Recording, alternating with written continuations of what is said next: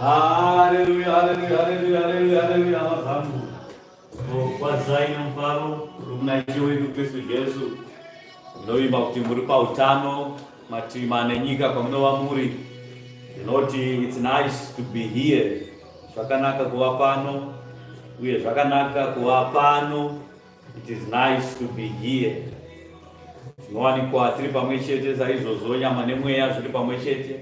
Tinokudza Musiki naizvozvo kuti pakati pedu hapana ane urwere, pakati pedu hakuna washaikirwa kana kuti ari parufu, asi vanhu vari pautano, vapiwa mumwe mukana naMwari wekuwanikwa vachinamata Mwari, vachikudza Mwari. Naizvozvo tinodzorera mbiri kudenga kuna Baba vakumusoro-soro, tichiti Baba, ivo vakwegura pamazuva avo, ivo vagere pachigaro chavo chekumusoro-soro, Jehovha Mwari waIsraeri ngaakudzwe kubva zvino nekusingaperi. Tinokudzana Ishe wamadzishe, Mambo wamadzimambo, nezita rake neropa rake takasunungurwa. Naizvozvo pamazuva atiri ano, tiri pamazuva ekurangarira rufu rwaIshe wedu, iyo nguva yaakapambwa, akabatwa, akatorwa, akaendeswa kuvakuru, navakuru veguta, navakuru venyika, navakuru vechechi chaivo, vakamutora, vakaenda naye, vakamurova, vakatambudza nyama yake. Ishe wedu akaroverwa paGorogota. Nhasi inonzi zuva ranhasi ndo paakaroverwa paGorogota akafa.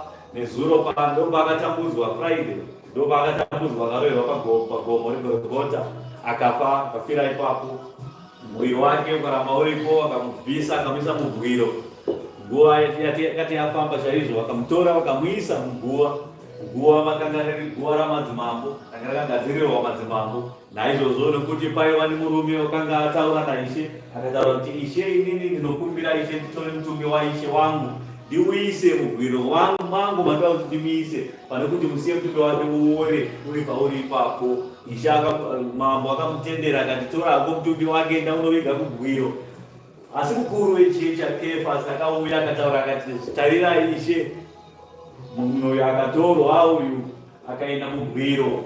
Vanhu vadzidzi vake vakauya vakapaza, vakamutora mutumbi wake, vakazonyepera guta rese kuti murume uye wamuka, murume uye wamuka. Naizvozvo isai chidzitiro, muise imi chisimbiso chenyu chokuti hakuna angabreake siu iyoyo. Siu ngaiiswe yeumambo yekuti ndiani ani angavhura ipapo anotongerwa rufu.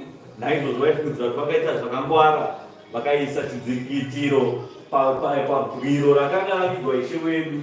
asi rakadamburwa nemutumwa akabva kudenga, akasvika akabvisa, akatsemura dombo rapakati, akavhura gwiro, akatora mutumbi waIshe akaenda naIshe kumusoro kudenga. Vatumwa vakanga varipo, masoja akanga aripo achichengetedza vakatya, vakabatwa nekutya kukuru, vakatizira zvikuru sei kudzimba dzavo, vakatomhangara kuvakuru vechechi vikati, tarirai, ndo zvaitika kwatandini kuti pauya mutumwa ane simba, akasvika akabvisa gwiro ari oga nezigwiro rekukura kwakaita nesimba racho raaratidza, tapindwa nekutya, saka tatiza tauya kuno. Zvikati musaudze munhu kuti ndo zvaitika, torai sirivhera nendarama iyi munyarare, endai munozidyira mari iyi. Vanhu vakakubvunzai munoti vadzidzi vaJesu vaya vakamumba mutumbi wake. Naizvozvo Ishe wedu wakaenda kudenga, akadzoka. Adzoka akaonekwa maoko ake kuti Joshua ndiye uyo akaverwa pamuchinjikwa, vakaona neparutivi paakanga abayirwa, zvikanzwiro kwazvo ndiye murume uye wakanga akafa, takamona tose akafa paGorogota, asi nhasi murupenyu. Naizvozvo Ishe wangu ngaakuzwe kubva zvino nokusingaperi. Amen. Ndinokudza mweya mutsvene waMwari, mweya wazokwadi, mweya munyaradzi waMwari watakapiwa naIshe wedu kuti ave nesu, atitungamirire pazvose zvafanira kuti zviitwe. Naizvozvo mweya mutsvene waMwari ngaakuzwe kubva zvino nokusingaperi. Azati ari Holy Ghost, azati ari chipoko, asi mweya mutsvene waMwari haazati ari mudzimu unoyera kana zvipi nezvipi zvingataurwa navanhu, asi mweya mutsvene waMwari. Ndavanotya kumhura mweya vanobva vati mudzimu unoyera, ndavanobva vashandisa vachiti tatumwa nemudzimu unoyera, mudzimu unoyera unoti zvakati, asi tinoziva kuti kune mweya mutsvene waMwari. Zvose zvaMwari zvinotedzerwa negwaro razvokwadi, hapana pakanyorwa zvemudzimu mubhuku iri. Saka ukaona vose vachitaura zvakanyorwa mubhuku matizvide, vaziva kuti ndo vamwe vaya vakataurwa vachinzi ndo maantikristu. Zvose zviri mubhuku ndo zvazvinotedzera, ndiyo manyuwa youpenyu, ndiyo manyuwa yokunamata. Hakuna zvimwe zvingateedzerwa kunze kwezviri mubhuku iri. Bhuku iyi, magwaro akanyorwa mubhuku iyi akabva kudenga, akafemerwa nemweya mutsvene waMwari.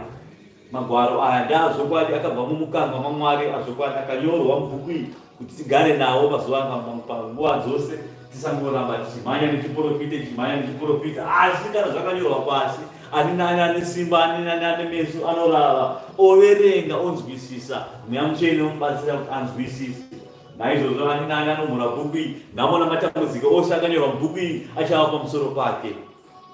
Mweya mutsvene waMwari wazvokwadi ngaakudzwe kubva zvino nokusingaperi. Amen. Zvino pane inonzi Goranzi, poita inonzi Bethsaida, papedza inonzi Bethsaida kune inonzi Kaperanaume. Maguta matatu aya arehwa naMwari. Akarehwa mubhuku iyi ndaakaita mabasa mazhinji akaipa, semabasa mazhinji ari kuitwa panyika dzekwenyu, nyika dzeZimbabwe, nyika dzeSouth Africa, kuAfrica kwose, kuEurope kwose kuri kuitwa mabasa ezvakaipa, kunana America kwose mabasa mazhinji ezvakaipa ndoko ari kuitwa achitangira ikoko. Zvimwe toti pamwe vane mari ndo vanoita mabasa ezvakaipa, asi tobva taona kuti nyanga vasina mari vacho vari kuna Africa ndo vanoita mabasa makuru ezvakaipa. Vari kune mari kwacho, vanogara munyika dzine mari dzacho, vari kuitawo mabasa makuru ezvakaipa anoenderana nekutenda kwavo nemari dzavo. Zvino tobva taona kuti pasi rose pose pasvibiswa nevakaipa. Vakaipa apinda pakati pavanhu, vanhu vari kuwanikwa vachitadzira Mwari zvokutadza kurangarira Paseka yaIshe. Ishe akati sarai muchiita izvi muchindirangarira, sarai muchiita izvi muchindirangarira. Iyi ndo nyama yangu yandinokupai, idyei igare mamuri. Iyi ndo ropa rangu iri, rinwei rigare mamuri. Ishe anotipa nyama yake, Ishe anotipa ropa rake, kuti tisu naIshe tigova pamwe chete, kuti nyama yedu iyi irwiwe ichengetedzwe ive nyama yaMwari, neropa redu iri riri matiri rigova ropa raMwari zvazvokwadi.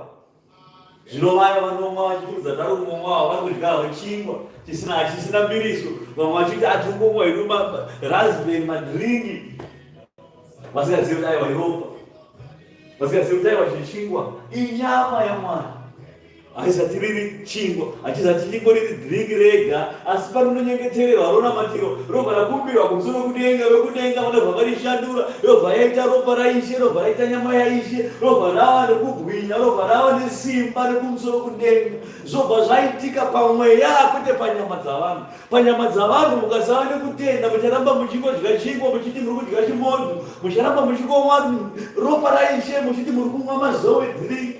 Vamwana vakatora vakaisa doro ipapo, vakabvisa raspberry, vakaisa doro vakadhakwa, vakanwira kudhakwa, vachadza kunwira kuti ari kunwa kudza Ishe.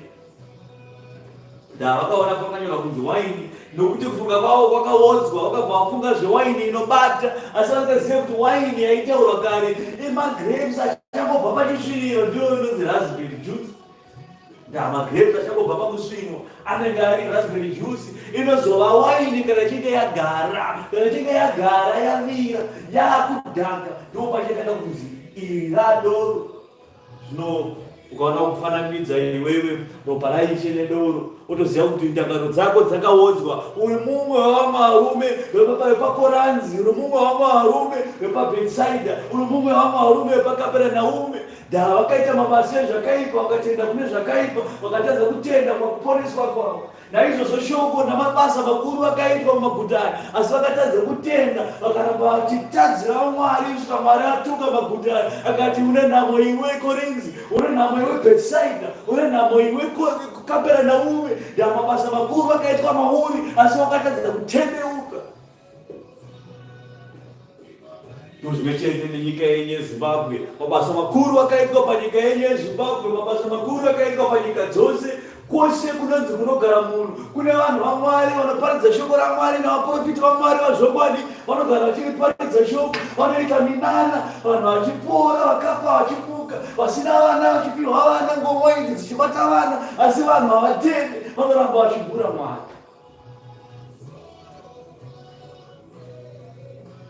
Zvino munomuura zvakaitika paGorogota. PaGorogota pakafirwa vanhu kuti vanhu vave neupenyu husingaperi, kuti ani nani anotenda kuna Ishe achava neupenyu husingaperi. Asi zvino zvamunomuura Gorogota, muchiita mabasa ezvakaipa, hamusi kumuura Kristu, asi muri kumuura Baba vakamutuma.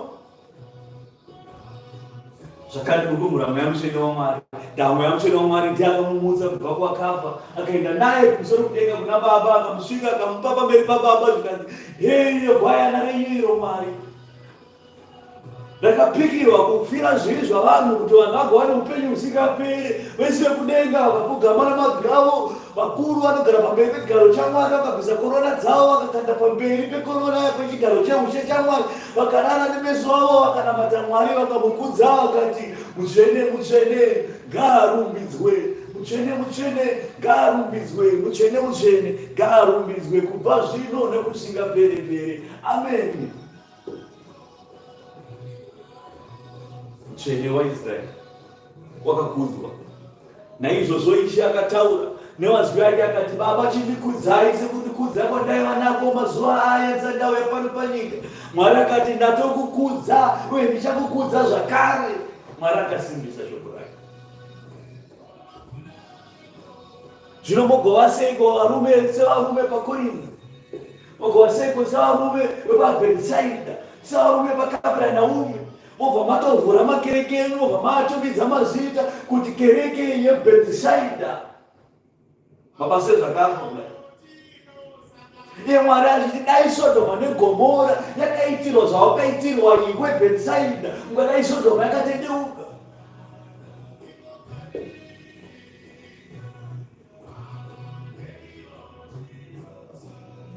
Ishe wakafamba pamusoro pemvura, vanhu vakatarisa. Ishe wakapa vanhu zvingwa nehoyo, vanhu vane nzara. Ishe wakamisa dutu remhepo, gungwa rese rikanyarara kuti tono, kuti zii. Ishe wakamutsa vanhu vakafa, akati iwe Razaro buda muguva umo. Razaro akabuda mugwiro, ari mupenyu, aine mabhandeji ekurufu. Mabasa ese aya aitwa mumaguta aya, asi hapana akatenda kuti izvi zviwadhe Mwari atumwa. Vakatadza kutenda, vakatadza pane izvozvo zviduku, kusvika Mwari atuka maguta aya, akati iwe une nhamo Korinzi, une nhamo iwe Bhetsaida, une nhamo iwe Kapenaume. Mabasa makuru akaitwa mauri, asi hauna kutendeuka zvazvo kwako. Dai muri vamwe, dai shoko riri nemabasa akaitwa mamuri, dai akaitirwa Sodoma neGomora, ungadai vakapfeka masaki nedota, vakanamata Mwari, vakatendeuka. Zvino havadi kutendeuka. Ngatipinde muguru. asi tiri kutaura zverufu rwaMwari nokumuka kwaMwari. Ndati pamazuva ano atiri kurangarira Pasika inonzi Pasika yaMwari. Izvi akatitarirai ndanga ndine chido chaizvo chokuva kudya Pasika inemi, asi tarirai handizokwanisa kudya nemi, asi tichazoita kana yaitika muushe hwababa vangu. Ndapane nhau yekuti pane varume vakazonditora usiku huru, vachanditora vachandipinza pakutambudzwa, nyama yangu ichatambudzwa, vachandirova, vachandisvipira mate, vachaita zvavanoda neni, nguo dzangu vachadzitambisa njuga, vachatamba njuga pamusoro penguo dzangu, vachagovana nguo dzangu, vachandipfekedza korona yeminzwa, vachandisvipira mate, vachandizomba. Zvose izvi zvofanira kuti zviitwe kuti zvisadzise kuda kwaBaba, ngazviregedze kuva kuda kwangu, asi ngazviite kuda kwaBaba. Ishe akagaraudza vadzidzi vake kuti ndona uiripo varume, nhasi ndozuva randapedzera kundona, vakawanda vachandiramba. Vakataura ipapo Petro akati uchandiramba iwewe katatu, jongwe richatururudza. Zvikanzi Ishe hatimokurasai, Ishe tinofamba nekudya kupi nakupi. Zvikanzi uchandiramba iwewe, jongwe richakururudza katatu. Vadzidzi vese vakatiza. Ishe paakanga anobatwa vakatiza. Kusvika Petro akutanga kuteera ari mugodzi, so achiwanda namadziro chiteera ari mugodzi, zvikanzi iwe hausiri mumwe wacho here, inini handisati ndiri inini wakanoda kukugadzira siyaneni. Akufamba zvikanzi akakudziya moto, achiona kuti zviri kufamba sei, ati akakudziya moto pakati pavamwe vakadziya moto, vangabva vatongorera moto, so zvikanzi uyu akada kufanana nemumwe wanga ariko. Murume uyu akachekwa nzeve, pane murume akachekwa nzeve pakatorwa Ishe, akanga aripo pakati pemoto wako. Zvikanzi uyanike ndiye murume akacheka nzeve uyu. Zvikanzi ndini unonisira ku dai ndiri kufunza, dai ndiri panapa, asi dai ndakatiza nevamwe vake. Akaramba Ishe. Kechitatu afanzi uyu anenge ndiye chete uyu. Aiwa inamboedza kubatanidza kuti ndiye mani murume uyu, hausiriwo here iwewe. Achikoramba kechitatu, jongwe vanakururudza. Shoko raMwari rakazadziswa.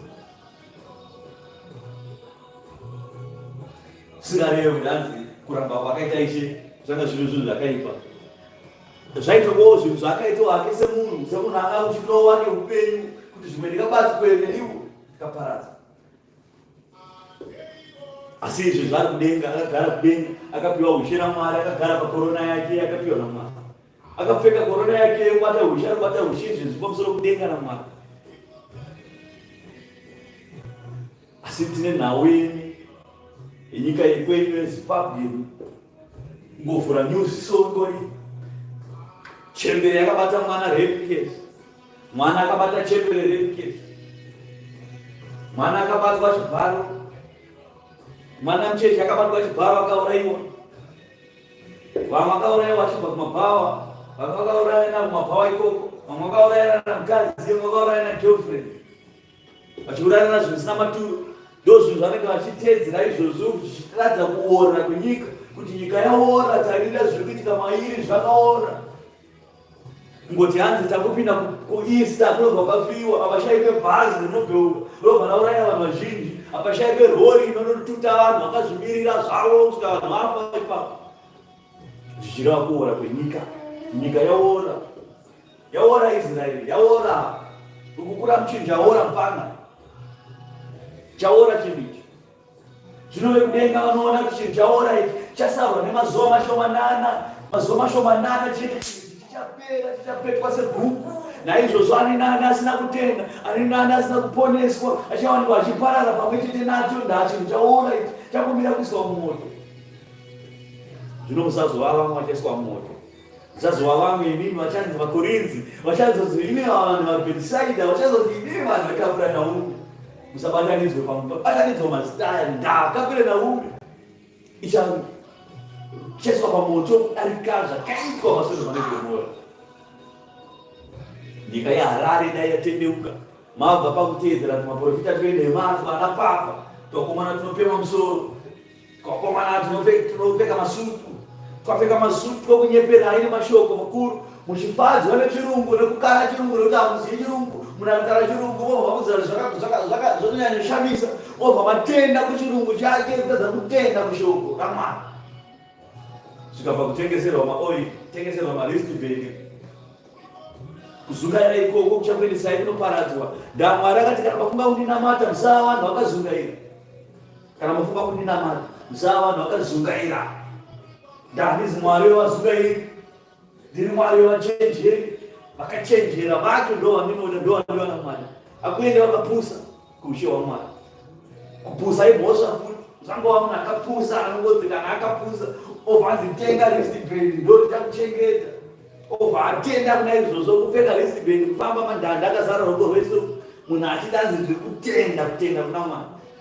Mwari obva ati kuzungaira ikoko hakusati kuri kutenda. Chitumira mufundisi chamboko amuparidzira amuze kuti varume musazungaira, musava vakazungaira, ibvai pakuzungaira kwenyu, ivai vachenjeri, chenjerai pashoko raMwari, chenjerai pazvinhu zvaMwari, muregedze kuraswa nevakaipa. Ndazvakanyorwa mubhuku iri, tedzerai bhuku iri. Iyi bhuku haina kutanzi ndakaenda kuchikoro andikonoiverenga. Iyi bhuku iyi usina kuenda kuchikoro unotoiverenga iyi. Kana usingade kuiverenga iwe usingazogona kuiverenga, unokwanisa kuinzwa ichiverengwa navamwe vachiverenga. Saka hakuna achawanda mishoko achitanzi ini handina kudzidza, saka ini handina kuriverenga, handina kurinzwa. Aiwa, Mwari akati oraiti, kana usingagona kuverenga chakupa nzeve dzekuti unzwe.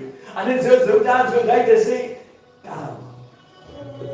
Unobva kuti isusu tiri mapofu, tikaziva tiri mapofu, saka isu hatikaone. Mwari akati wakazvara uri pofu, handina kupa nzeve dzekuti unzwe. Ane nzeve dzekuzwa ngaite sei? Anzwe.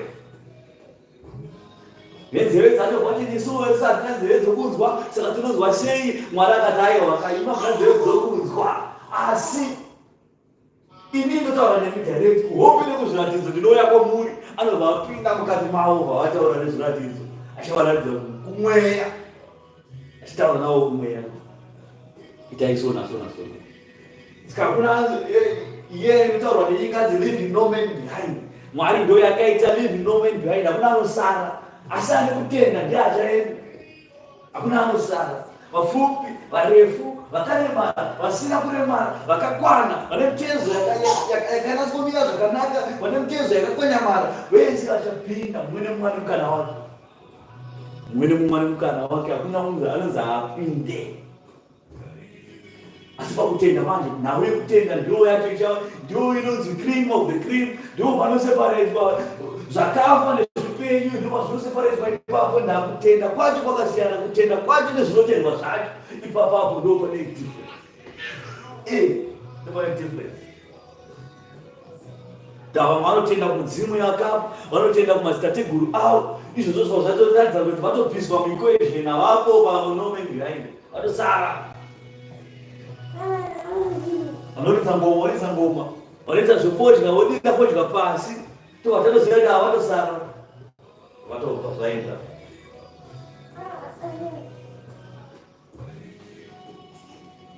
Zvino Ishe unotuka maguta matatu.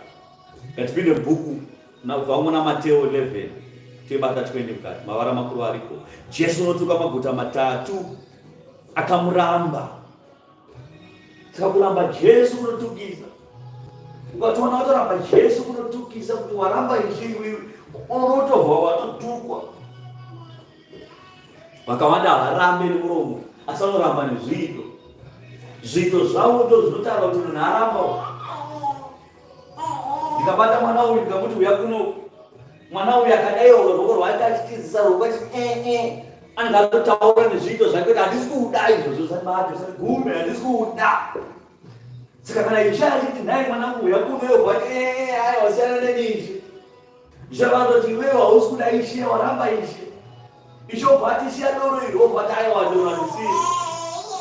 Ishe obva ati siya kudhakwa, obva ati ini kudhakwa handisiye. Ishe obva ati siya kupomba, ati ini kupomba handisiye. Siya kuba, obva ati kuba handisiye.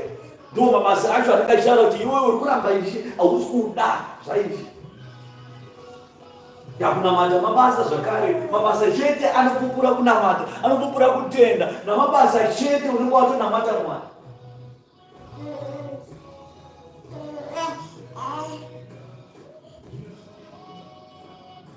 Vamwe vanonamata nekupfuga vana vavyavo vachinamata, asi pane kunamata kwemwoyo namabasa kokoti moyo wako wachena pamberi paMwari warurama, pamberi paMwari warurama zvakadaro pamberi paMwari, obva waita zvinofana kuti zviitwe, moyo wako obva wapupura pamberi paMwari kuutsvene hwaMwari nekukudza Mwari. Ipapo apo Mwari anobva kuti mwanangu wandinamata. Zvino zvogobatsireiko ugopedza makore nemakore uchipinda makomo uchinamata Mwari, asi moyo wako usina kururama pamberi paMwari uchiita mabasa ezvakaipa, makomo iwayo unokwirira mahara. Unopedzera kuti inoitwa navarume kunzi hiking, varume vanoita hiking, ndio vanenge vakuita iyo. Iwe uchinzi kunamata Mwari, iwe uchiita hiking uchisimbisa tsapfu dzichisimba nokukwira makomo, uchivaka mwiri, tadza kuvaka mweya. Tinokwira makomo kuti tivake mweya wedu, kuite mwiri. Ukaona kukwira gomo kuvaka mwiri ya hiking iyoyo, pamweya hausi kukura, yango hiking. Zvino ukaona iwe uchiwanza hiking darika kukudza kwemweya, obva waziva kuti uri kuita iwe wakafananidzwa navarume veKapenaume, navarume veBhetsaida navarume veKorinzi. Varume vanofanira kunge vari varume vakasimba. Kusimba kwavarume hakuzati kuri kwenyama kukuita mazvinhu zhinji, asi kusimba kwavarume ndekwekuti varume tikasvika pane rwariwa, vanhu vanorwara vanofana kupora, tikasvika pane vakafa tikavapa shoko vanofana kumuka vakasimba. Ndokusimba kwavarume. Kusimba kwavarume kunoonekwa naMwari, kunoonekwa pamweya, hakuonekwe panyama dzavo. NdaSamusoni aiva mume chete, Mwari haana kuti ndarama ndichiwedzera naSamusoni. Samusoni akaita basa rake akafira ikoko, iwe hauzati uri Samusoni. Saka vaya vanowanza nguva kujimu, vachiwanza nguva kujimu, asi havawanze kana nguva yekunamata, havawanze kana nguva yekuenda kugomo, vanongowanza nguva yekujimu, vachisumudza masimbi vachivaka mwiri. Tinovafananidza navarume veKorinzi, tinovafananidza navarume veKapenaume, tinovafananidza navarume veBhetsaida, varume pasina, vanongowanza nyama, vachiedza kuwanza mweya. Tsapfu kukura kudayo ngemusoro wemwana, asi zvino mukati hapana, mweya wakafa, kufa kune kandonda kemweya, so hamuna kana chinhu. Shoko raMwari ratsvagwa mauri, rashayikwa, pangoonekwa pangone chikafu chehonye nenhunzi. Kukudza chikafu chehonye nenhunzi, kutadza kukudza chikafu chinokudza mweya. Ndanyama yacho vari kusimbisa chikafu chehonye dzepasi, honye dzepasi. Zvino 120 namba mukati inobva yati, zvino wakatanga kutuka maguta makanga maitwa mabasa ake esimba mazhinji, nekuti haana kutendeuka. Akati, une nhamo iwe Korinzi, mabasa akaitwa mukati menyu dai yaitwa muTire neSidhoni, vakadai vakatendeuka kare, vaine masaga namadota izvezvi taura kuti. Asi ndinoti kwamuri, Tire neSidhoni icharerukirwa nezuva rokutongwa kupfuuremu. Iwe Kapenaume, uchasimudzirwa kudenga here? Uchaburukira kuHadesi straight iwe Kapenaume, nekuti dai iwo mabasa esimba akaitwa mukati mako akaitwa muSodhoma neGomora, ringadai richiripo nanhasi risina kupiswa nemoto. Asi ndinoti kwamuri, nyika yeSodhoma icharerukirwa pamazuva rokutongwa nekupfuurei. Nenguva iyo Jesu akapindura akati, ndinokutendai Baba, Ishe wokudenga napasi, kuti makavanzira vakachenjera navakangwara zvinhu izvi zvose, mukazvizarurira isu vacheche. Zvakazarurirwa nji vacheche, vacheche kwete havacheche, inini ndvacheche ipapa. Murutsuzvo ramakura kukazi mukuru, murikacheche hamuzi mukuru, angananana, imi muri vacheche. Siyai vadiki vauye ava ndivaitaurwa, siyai vadiki vauye kwandiri ava ndivaitaurwa. Imi muri vacheche. Ndavacheche ndevavo avo vasati vaguta shoko. Shoko risati rakura mavari, zvokuti shoko rinofana kuti rikure mavari. Kana shoko rakura mavari, vachabva paucheche hwavo, vachakudzwa pamweya. Kana shoko risati richiri diki mamuri, muri vacheche pamberi peushe hwaMwari. Mwari anotarisa vanhu vatendeuka, kuti vatendeuka vangani. Pane vatendeuka vapasi pakukura kwavo, anotarisa mweya hata senyama dzavo kunze. Kana tarisa mweya anobva vana vachiri vacheche, kuti havachangobva kutendeuka, shoko vasati ranwirira, vasati vakura pamweya. asi vachaita vachikura chii pamweya, ngavakure pamweya, vachakura zvavo pamweya. Ndozvinodiwa naMwari kuti tikure pamweya, kwete kukura panyama. Kana takura pamweya tichabva paucheche toenda paukuru. Kana taenda paukuru, ipapo ndo Mwari panenge kutaura kuti vanhu vangu vaibva, nyika yakwana kuti ichichekwa. Unasvaka Zaruwa Ishe anotaura achiti, tarira, ndino ndakaona murume wakanga akabata chichekeso muruoko rwake akachikandira panyika, ndikaona nyika ichichekwa. Pachadudzirwa ikoko chakadudzirwa zvakare. Zvikazi zvinodudzira kuguma kwenyika, zvinodudzira kuparadzwa kwezvose, kutorwa kwevachiri nokusiyiwa kwevakafu. Vachasara panyika ndoratidza nguva kana chinge yakwana, ari kumusoro kudenga achati zvakwana, zvapera. Ipapo zvino kuguma kuchasvika, nyika inoonekwa ichipetwa sebhuku. Denga idzva nenyika idzva dzikaonekwa zvichiuya, zvichiburuka kubva kudenga kuna Mwari zvine kubwinya, zvakapfeka kubwinya sekristaro iro Jerusarema idzva rekudenga. Ndonguva yatakamirira pano. Saka ucheche huri mamuri munofanira kuti mudye shoko iri mukure. Hapana chinokukudzai kunze kwezvakanyorwa mubhuku iri. Kudya shoko raMwari, kutsanya uchizvitsaurira pamberi paMwari, kupfeka madota chaiko nemasaki, zvichidudzira kuzviviripisa pamberi paMwari pazvose. Wazvidaro Mwari uchaita uchikura pamweya, Mwari achaona kuti mweya wake uri kukura mwana wangu. Izvi ndizvo zvinofadza Mwari. Kwete kuti watendeuka, asi watendeuka wodzokera kunyika uchazvenyika, apo uchizvita wakatendeuka, ipapo uchangoramba uri kacheche kusvika kacheche kafa. Ndakacheche akaramba kapenyuzve kafanira kuti akachidya kana yosika kapezvira kudya kasvika pakufa mauri. Ndopaona chiedza changa chiri mauri chadzima, dziri kuti dziri ndamabasa ezvakaipa, rima ringe razara mauri. Tadzira Mwari kuzhinji mauri. Asi zvino kana uri kacheche ukadya zvekudya zvomweya zvokudza kacheche kari mukati kusvika kakura, chiedza chiri mauri chicharamba chichikura. Izvo ndizvo zvinofadza Mwari, ndo vachatorwa. Saka Ishe paipe paanga taura kuti vaviri vachanga vari paguyo rimwe chete vachikuya dori.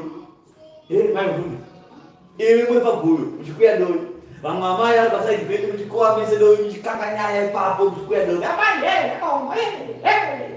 Mwana wangu lazima muri pakukuya paipe, muri bize pakukuya paipai, mobva matorwa.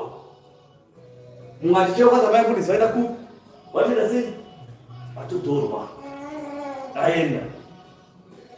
Asi vanenge vachiona kuti pana vakadzi vairi apo paguyo iro vari kukuya. Asi kana nguva yakwana vanozoona pane mumwe chete kuti ko mumwe aenda kupi. Hapana anoziziva kuti zvafamba sei, munenge matoenda. Varume vanyiri vachanga vari mumunhu, vachirima vari mumunhu, achikanga nyaya vari mumunda, mvuni zvachikanga achisakura achitaura nyaya kuti iwe nezviro kwakaipa nezvinotakazopora nepabudire tsono kombi yatakatiri yaimhanya chaizvo ikambodzi arova zvakati tiri kuisara nyaya iyo nendatoenda. Masara kufundisa angachitaura atizii ari kupi, ndaenda ndatorwa. Zvino izvozvo ndozvatinoshuvira, ndozvatotsungirira izvozvo kuti titorwe tisasiyiwe. Nguva iyoyo ichasvika, inguva yekuti tinogara tichitaura nezvayo, asi kana yasvika zvino pachava nemufaro uye pachava nekugera kwameno. Vachasara vachava nekugera kwameno, vachaenda ndo vachava nemufaro muzhinji. Nauyu yakafanana nemukadzi ane mimba. Mukadzi ane mimba anorwadziwa pakuibatira mimba yake, anorwadziwa pakuitakura mimba yake, 9 months achingorwara nepamusoro pemimba yake. Asi kana kabuda zvozvo mukabata zvo, mune makutofara. Hamusi kufara? Kamwana kangu ako zve 9 months zve matokanganwa, dzangotangarira kuti dzakabukwara asikana. Tichirutsa tanga kudya sana uchibhenda kudai, ponza achisakana kudai, asi dzangotangarira. Asi mafara makupembera ndo zvichaita nguva iyo.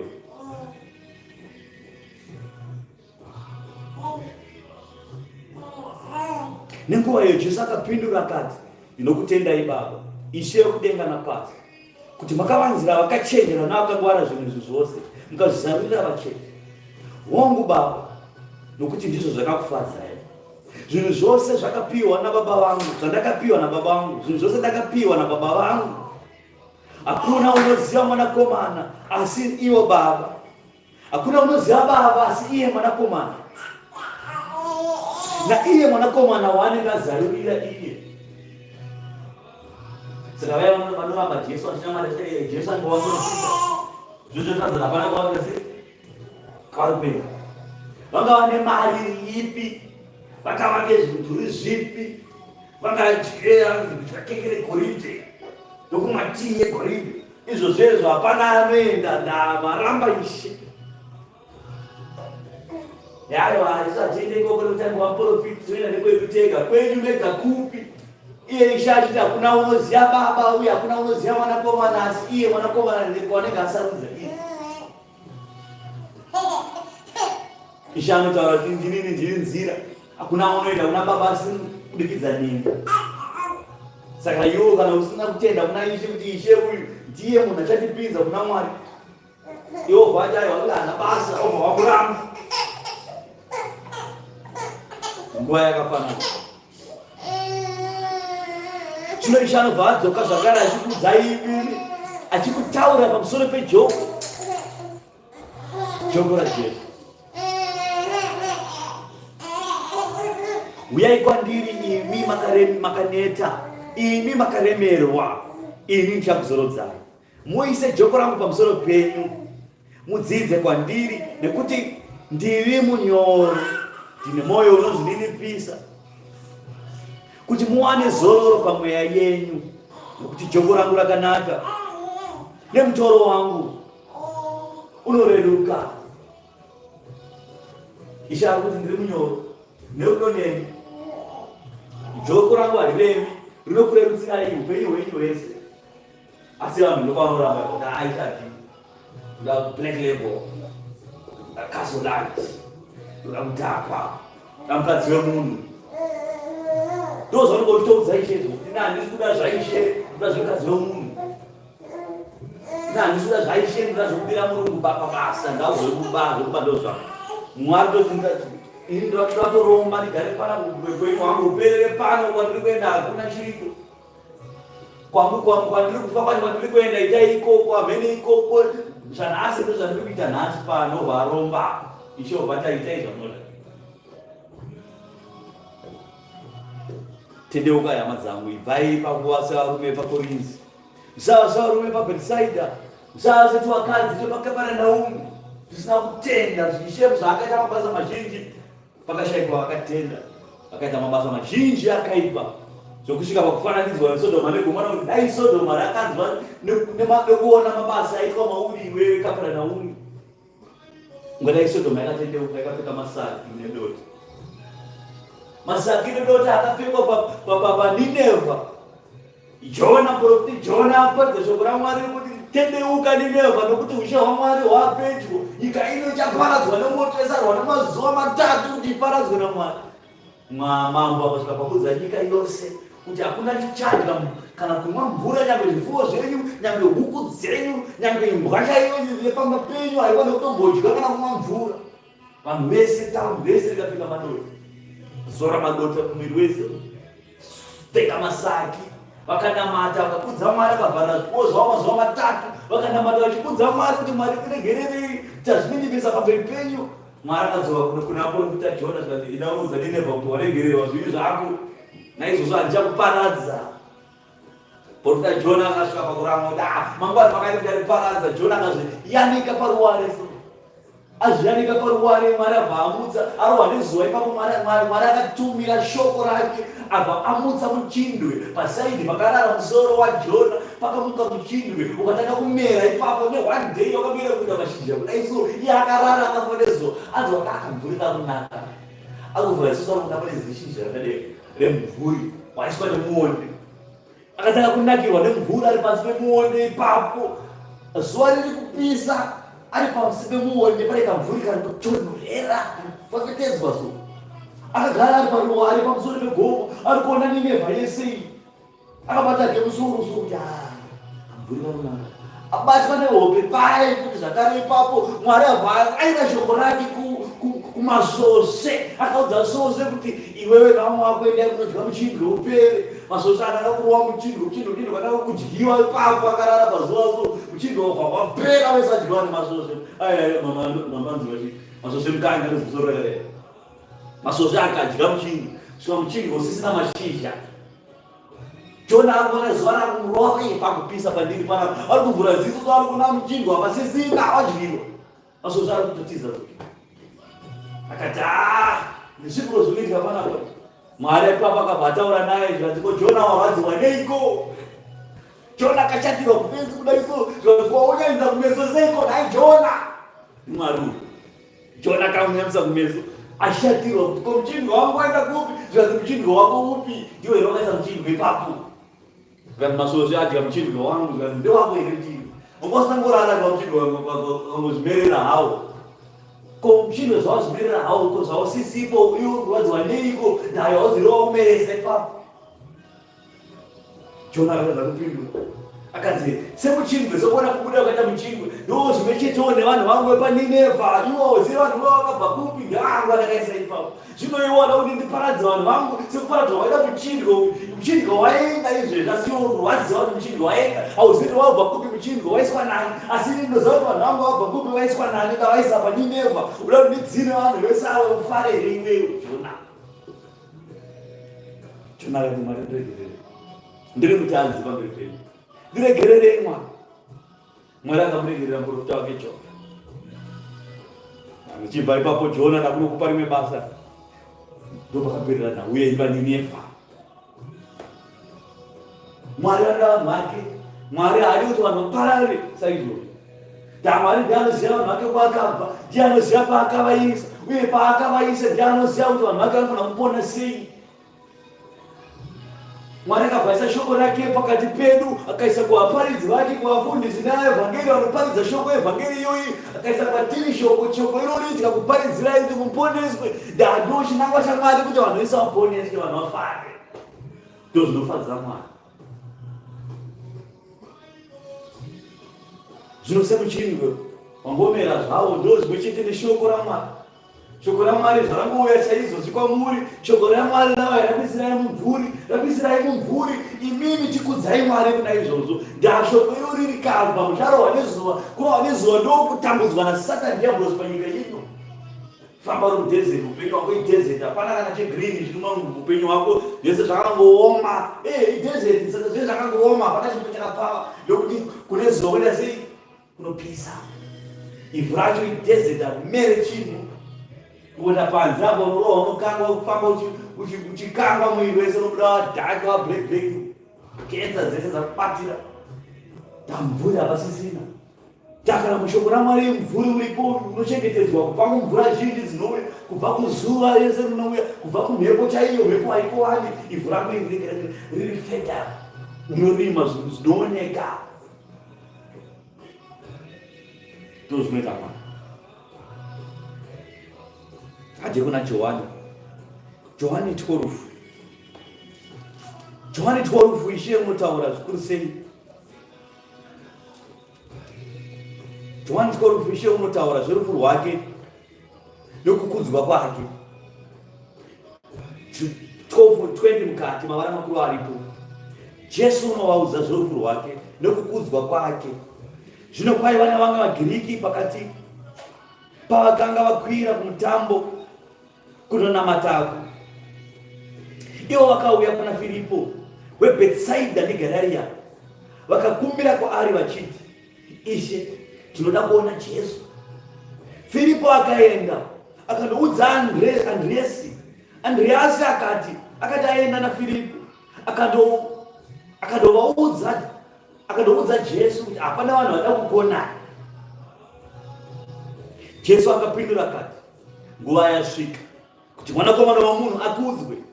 Zvirokwazvo ndinoti kwamuri, kana tsanga yezviyo ikasawira muvhu ikafa, ikagara iri yoga, asi kana ikafa inobereka zvibereko zvizhinji.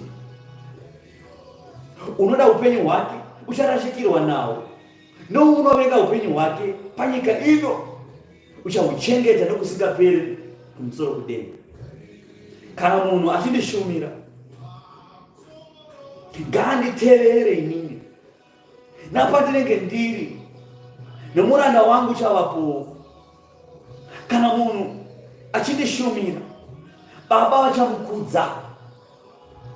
Saizvozvi angona ndikushumira izvi tikushumirani tikushumira izvi zvati kutoshumira izvi izvezvi Baba varuta sei varutondikudzawo neniwo.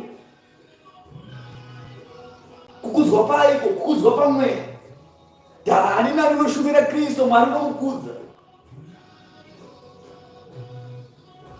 Tsanga chaiyo chaiyo modzi pachishona modzi hanzi modzi ikasawira muvhu ikasafa muvhu modzi haimeri. Asi modzi inofanira kuti iwire muvhu. Yawira muvhu yofugidzwa muvhu yobva yaoma imomo yobva yafa imomo. Mwari obva anaisa mvura yake anaisa mvura yake modzi inofanira kutunga yobva yabuda. Ndofanira kuti chibage chiye chabuda chabvuma chabuda. Ayo ni Mwari akubudisa. Kana chinge chakura chimodzi ichi chinobva chabereka kukura kudai socho chaita michero yacho. Kana chiri chibage chaita magunde echibage kudai mobva makohwa mobva mafara kuti modzi yatipa zvibereko. Chibage chese chamunodya chinobva pamodzi imwe chete. Hapana modzi dzinobatirana so. Mwabona modzi dzinobatirana maizvi. Hakuna modzi dzinobatirana kuti ngatikurei tese tozorota zvibereko tese. Ayewa modzi nemodzi nezvayo zvibereko zvainofanira kuratidzira. Twere chibage tinokuletera zvimadhwafu.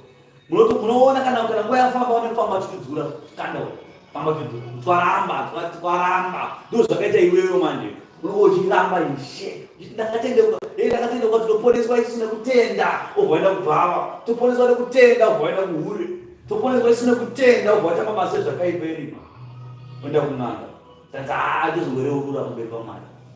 Uri kadhwafu uchadzurwa pauri ipapo ndauwa kutotadzira ivhu. Tikamutora tichibage tozigwishi timadhwafu tusina kukura vanofamba vachidzura ndatu vakutadzira ivhu tambisa manutrients. Tedza chibage chisvinu chidye panapa iwo achitotambisa hapana kana chibereko hapana kutambisa mvura kakadzurwa kakudzurwa kukandwa.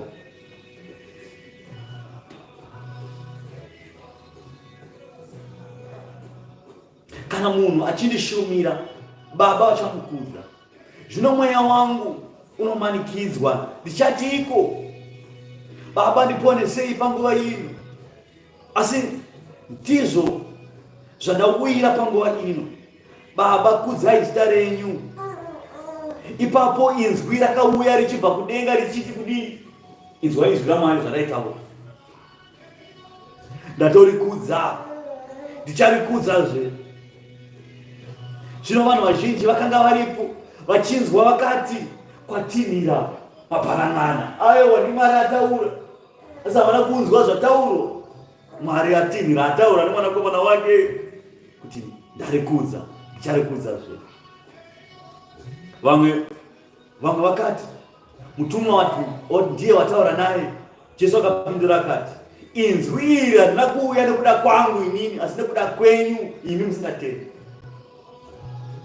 Zvino kutongwa kwenyika ino kwavapo. Zvino muchinda wenyika ino uchadzingwa.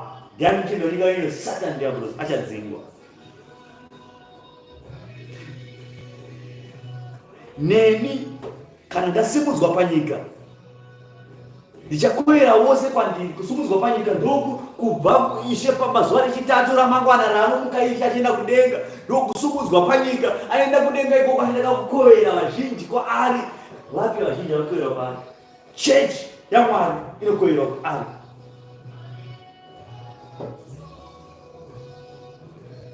Wakareva izvozvi achiratidza kufa kwaaizofa nako.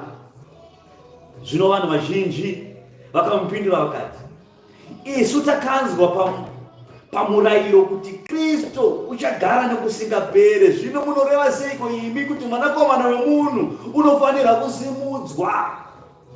Uyu mwanakomana wemunhu ndianiko? Ipapo Jesu akati kwavari chiedza chichipo pakati penyu chinguva chiduku. Fambai muchine chiedza kuti murege kukundwa nerima. unofamba murima haazivi kwaanoenda.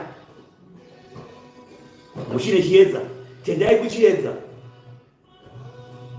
mugoitwa vana vechiedza. Jesu vakarwa izvozvi, akabva akazvivanza kwavari. Zvino kunyangwe akanga aita zviratidzo zvizhinji zvakadaro pamberi pavo, haana kutenda kwavari kuti shoko rokuprofita ramuprofita Isaya riitike, rakareva achiti, Ishe ndianiko wakatenda chakavanzwa kwatiri, noruoko rwaShe rwakaratidzwa kuna aniko? Saka vakanga vasingagoni kutenda, nekuti profita Isaya wakatizve wakamupofomadza meso avo, akaomesa mwoyo yavo, kuti varege kuona nameso avo nokunzwa nemwoyo yavo, vadzoke ndivaporese. Manzwa here mai, nokuti varege kuona nemeso avo, handiti, nokunzwisisa nemwoyo. Saka ini pai vanoti hanzi kunamata chii? Kunamata mwoyo wako, handiti, kunamata mwoyo wako. Asi Mwari ari kuti aiwa, inini ndakatozvita kuti vasaone kunamata nemeso avo, vasaone nekutenda kwemwoyo yavo, asi vauye kwandiri inini kuti vaponese. Saka iwo vanenge vachiti kutenda mwoyo, ukutenda zvizipo, Mwari anokuzvisa pamwoyo. Iwo ndotati kutenda mwoyo, kutenda kunamata mwoyo, Mwari achaponesa mwoyo. Saka diablos achitaura pakati pavanhu so. Vanhu vakafundzira kuti aiwa katikaita zvemwoyo tiendataura zvaMwari, Mwari achitaewa hazvizivi. Inini ndakabvisa pameso avo, ndikabvisa pamwoyo yavo, asi vada kuporeswa ngavauye kwandiri. Nhau iri pakuti vanhu ngavauye kuna Ishe. Vanhu kana vauye kuna Ishe vanoporeswa, kwete kufunga kwenyu nekuona kwenyu, taona pana Mwari, hapana, auone, hapana patadzwa mwoyo wangu sokuchibaya, pana Mwari, hapana, hakuna zvaMwari zvakadaro. Mwari hanei naizvozvo. Uya kuna Mwari kuti kutenda kuna Mwari. Kutenda kuna Mwari yobva wabhabhatidzwa muzita raBaba neMwanakomana neMweya Mutsvene. Wadaro manje wakudzi kacheche, waita kacheche, wobva wadya kudya kwemweya, wobva wakura. Ikoko ndonzi kuuya kuna Mwari, kwete zvepamwoyo.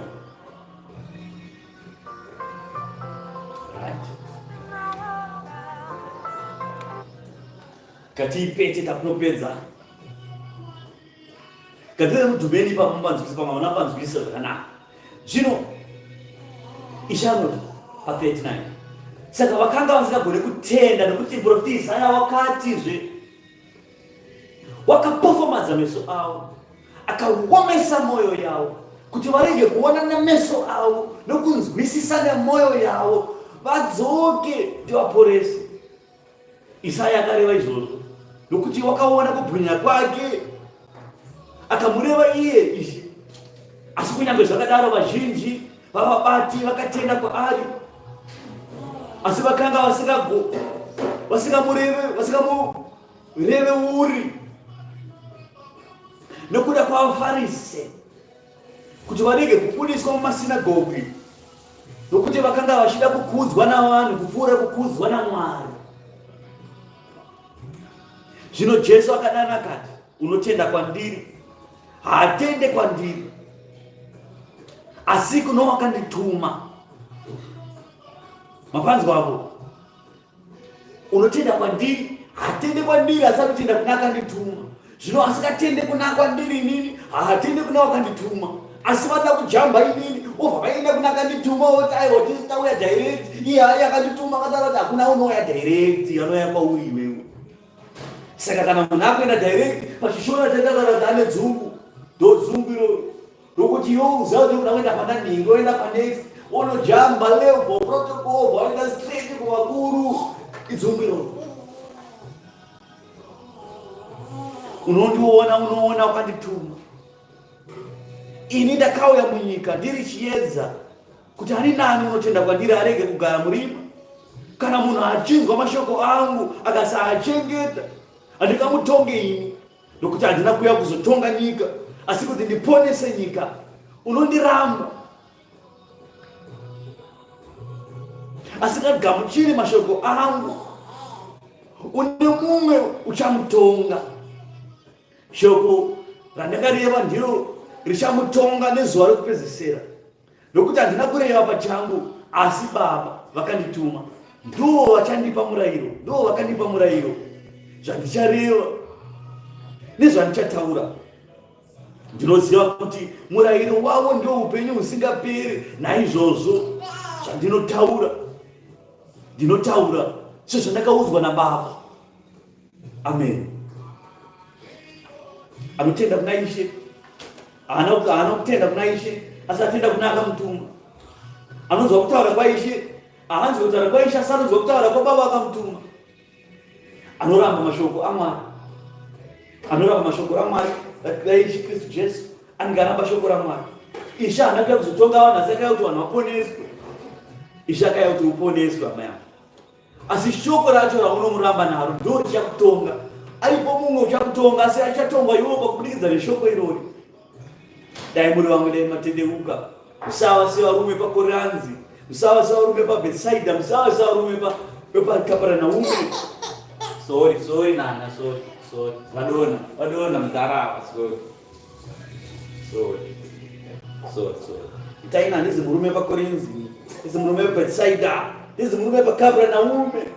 Ndiri Israeli, mutsvene waIsraeri. Aiwa, zvare kutanga nekupedzisira Mwari ngaave naye. Tiri panguva yekutenda kuna Ishe, tiri panguva yekunyengetera, panguva ino tiri panguva yekurangarira kufa nekumuka kwaIshe. Naizvozvo vanhu vari kutanga kusvika pakare kupedzisira Mwari ngaave naye. Zuva ramangwana ndo pakamuka Ishe. Naizvozvo ndosiyira zuva ranhasi panguva ino, ndichisiyira panguva ino paizvozvo. Ndichisiyira ipapa ndichiti ane nzeve dzokunzwa ngaanzwe zvinoreva mweya kukereke. Ndodzorera basa paruoko rwaMwari chiti iye kumusoro-soro wamasimba ose ngaakuzwe kubva zvino nekusingaperi. Amen.